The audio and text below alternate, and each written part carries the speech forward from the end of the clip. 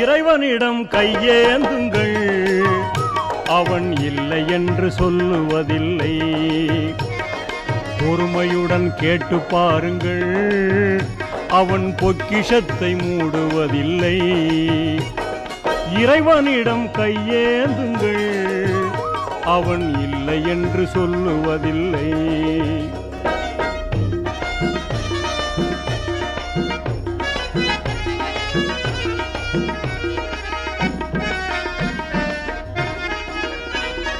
இல்லை என்று சொல்லும் மனம் இல்லாதவன், ஈடு இணை இல்லாத கருணை உள்ளவன், இன்னல் பட்டு எழும் குரலை கேட்கின்றவன், எண்ணங்களை இதயங்களை பார்க்கின்றவன். இறைவனிடம் கையேந்துங்கள், அவன் இல்லை என்று சொல்லுவதில்லை.